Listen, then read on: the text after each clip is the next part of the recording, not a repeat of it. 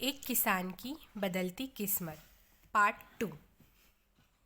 निर्मला कहती है, तो सुनो, कल सुबह तड़के हम महल जाने के लिए निकलेंगे।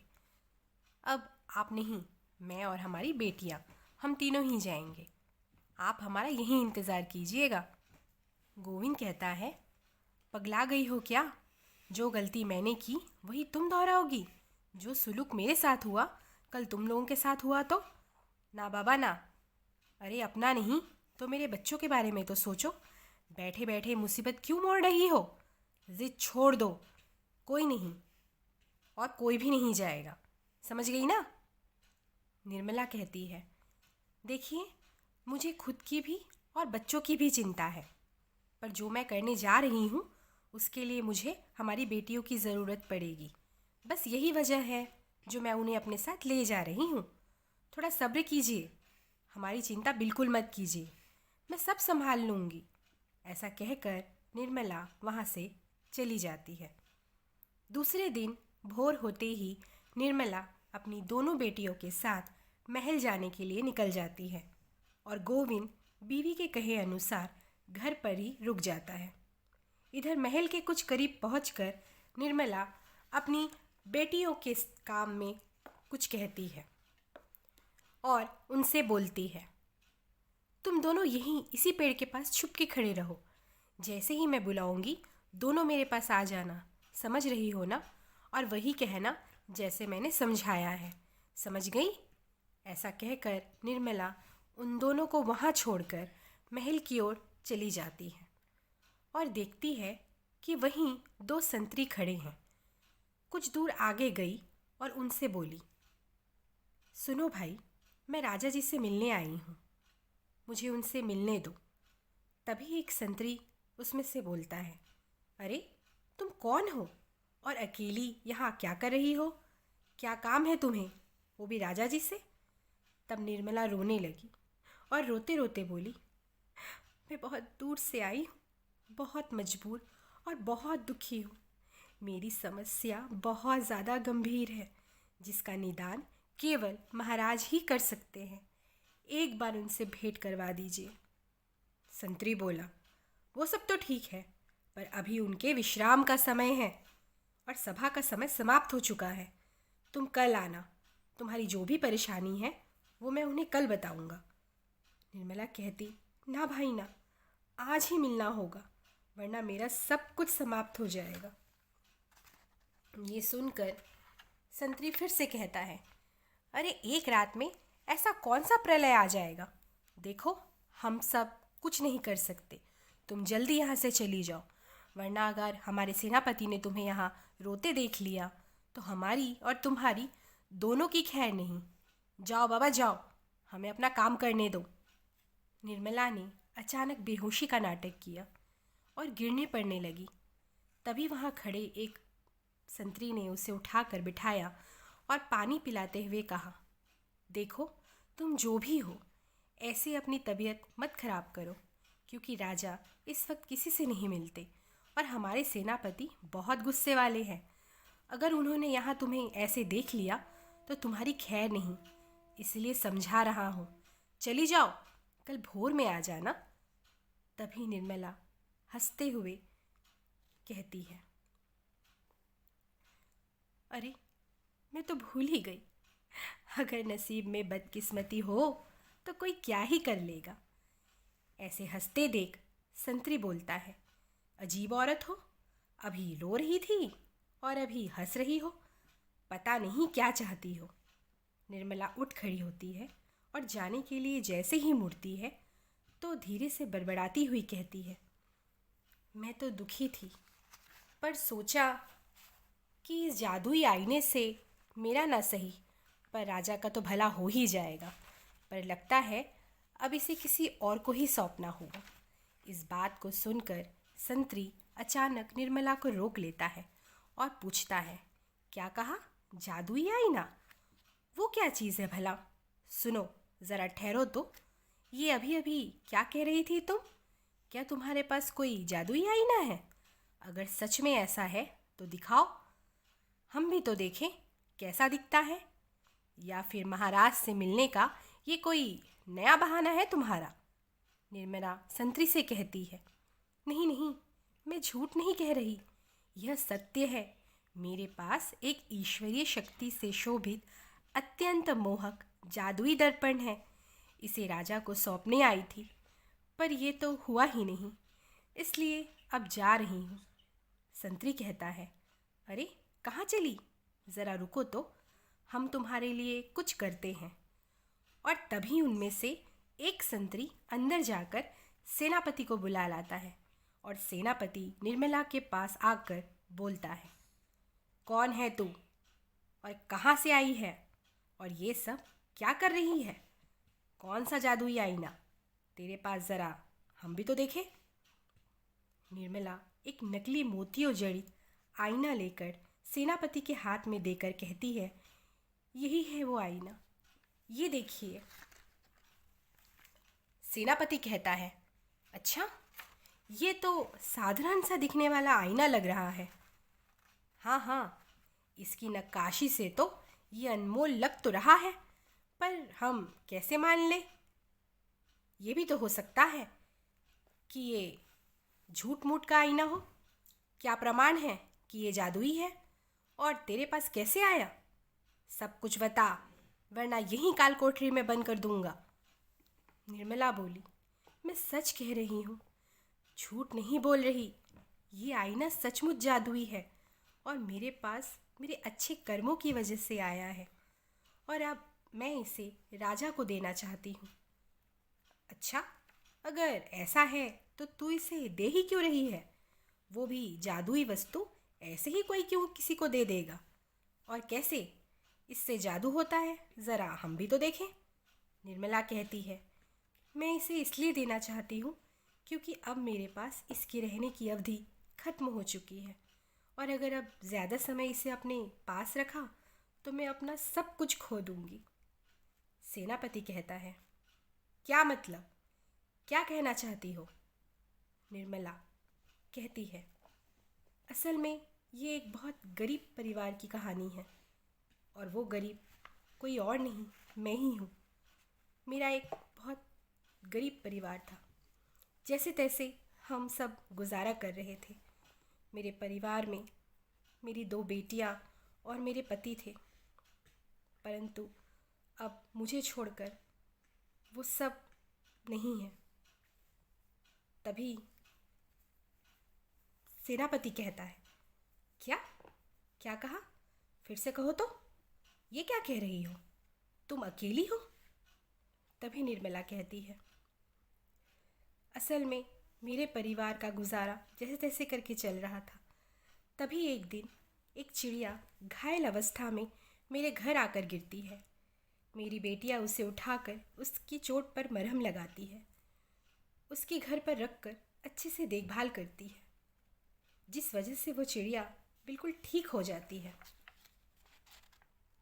और उसके बाद अचानक ही ठीक होने के बाद वो एक परी के रूप में सामने आती है, और तब पता चलता है कि एक दुष्ट राक्षस ने उनसे बदला लेने के लिए उन्हें चिड़िया बना दिया और उन पर हमला किया, जिस वजह से वो घायल हो गई थी और हमारे पास आ गई थी।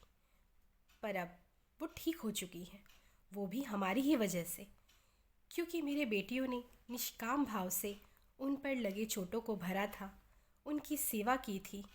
इसलिए खुश होकर उन्होंने मेरी बेटियों को एक वरदान दिया और कहा कि कोई भी एक चीज़ वो मांगो जो उनके लिए उपयोगी हो। मेरी बेटियों ने कहा, परी रानी, आप ठीक हो गई, हमारे लिए इतना ही बहुत है, हमें कुछ नहीं चाहिए।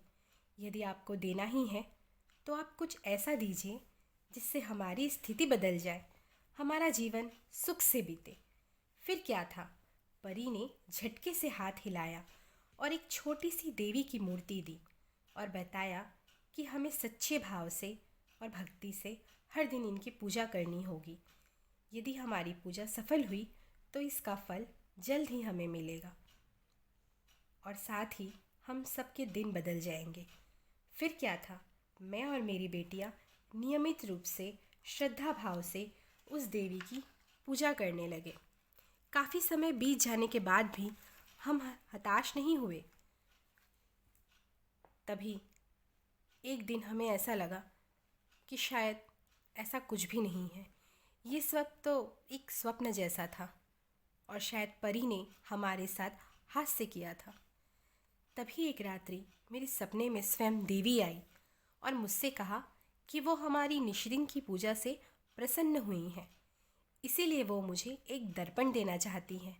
वो भी जादुई है, परंतु इसका प्रयोग केवल 3 बार किया जा सकता है। चौथी बार अगर इसका प्रयोग किया तो केवल इसका बुरा परिणाम ही होगा।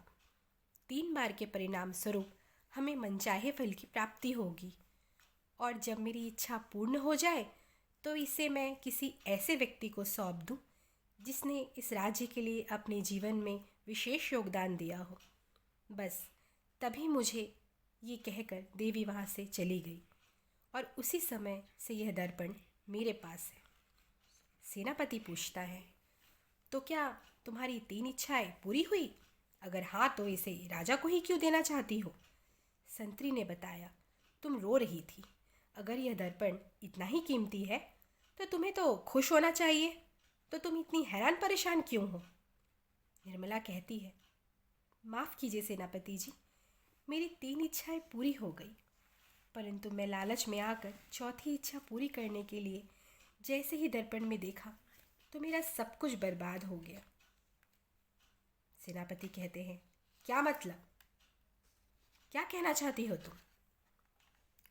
चौथी इच्छा मांगते ही मेरे दोनों बच्चे गायब हो गए और मेरे पति बीमार होकर मरण की स्थिति में है।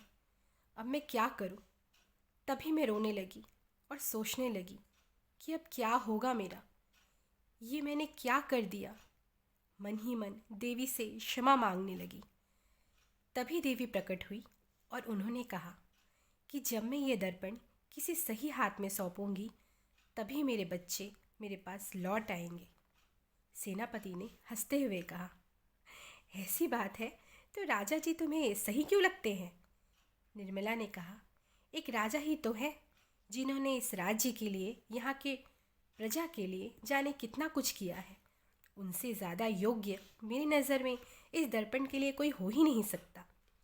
सेनापति निर्मला के हाथ से वो आईना ले लेता है और कहता है, राजा जी से पहले इसे मैं अपने पास रखूँगा।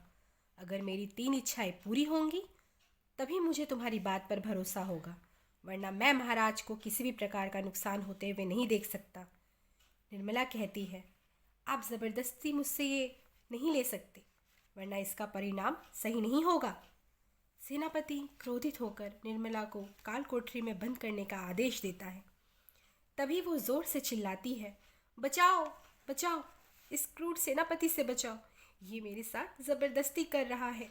इतना कहकर बार बार चिल्लाने लगती है। तभी उसकी दोनों बेटियां दौड़ते हुए उसके पास आ जाती है और कहती है, दुष्ट, मेरी माँ को छोड़ दो, वरना ठीक नहीं होगा। इससे पहले कि सेनापति कुछ और कर पाता, ये सब सुन राजा अपने महल से बाहर आ जाते हैं और निर्मला को रोते देख पूछते हैं, क्या बात है? तुम कौन हो और यहाँ पर ये सब क्या हो रहा है? शीघ्र बताओ। तभी निर्मला राजा से सब सत्य कह देती है कि उसके और उसके पति के साथ इस दुष्ट सेनापति ने क्या क्या किया। साथ ही इस दर्पण की सच्चाई बताते हुए राजा को सही दर्पण सौंप देती है। राजा निर्मला की पूरी बात सुनने के बाद सर्वप्रथम सेनापति को उसके दुर्व्यवहार के लिए, लालच के लिए राज्य से निष्कासित कर देता है। उसके बाद वो कहता है, क्या सचमुच तुम्हारे बच्चे गायब हो गए थे? क्या इसने तुम्हारी बच्चों के साथ अभद्रता की? निर्मला बोली, नहीं महाराज, मेरी बेटियां मेरे साथ ही हैं, परंतु इस डर से कि वो अभद्रता मेरे बच्चों के साथ कभी भी कर सकता है जो मेरे साथ हुई, बस इसीलिए मैंने उन्हें थोड़ी ही दूर पर छुपा कर रखा था। पर आपको आते देख मैंने उन्हें अपने पास बुला लिया। राजा ने खुश होकर निर्मला और उसकी बेटियों को महल के भीतर आने का आदेश दिया एवं गोविंद के साथ हुए दुर्व्यवहार के लिए उससे क्षमा भी मांगी। साथ ही निर्मला की सच्चाई और उसकी बुद्धिमानी एवं दृढ़ निश्चय हिम्मत की वजह से राजा ने एक पूरी जागीर निर्मला, गोविंद और उनके बच्चों के नाम कर दी। ये राजा के द्वारा दिया गया वह उपहार था जो उस दर्पण के बदले उन्हें दिया गया था। तभी राजा ने गोविंद को महल आने का आदेश दिया। गोविंद के महल आते ही राजा ने उन सबको यह बताया कि यह दर्पण असल में रानी का सबसे खास दर्पण है। किसी दुष्ट ने इसे धोखे से रानी से ले लिया था और तभी से यह दर्पण महल से गायब है। साथ ही उन्होंने यह भी कहा कि यह दर्पण सचमुच जादुई है और रानी की भावनाएं इससे जुड़ी हुई हैं। जब से यह खो गया था तब से रानी हमेशा के लिए बीमार रहने लगी और वह दिन प्रतिदिन बदसूरत होती गई, क्योंकि रानी को विश्वास था कि एक दिन यह दर्पण उनके पास वापस ज़रूर आएगा और वो पहले की तरह खूबसूरत हो जाएंगी। और इसी विश्वास से वो आज भी उम्मीद लगाकर बैठी हैं। और तुम लोगों ने निस्वार्थ भाव से इस कीमती दर्पण को सही जगह लाकर मेरी रानी और इस राज्य पर उपकार किया है। इसी वजह से हम तुम्हें इस राज्य का सेनापति नियुक्त करते हैं, ताकि इस राज्य में भी सही व्यक्ति की नियुक्ति हो जो इस पद की गरिमा को निभा सके और सच का पाठ पढ़ा सके। और इस तरह गोविंद की गरीबी और उसकी सोई किस्मत को उस एक जादुई दर्पण ने बदल दिया और चमका दिया। वह अमीर बन गया और अपने परिवार के साथ खुश होने लगा। सच ही तो कहा है, जब कोई व्यक्ति निस्वार्थ भाव से अपने कार्य को सिद्ध करने का प्रयास करता है तो उसकी किस्मत बिल्कुल इसी तरह चमक उठती है, जिस तरह गोविंद और निर्मला की किस्मत चमक गई।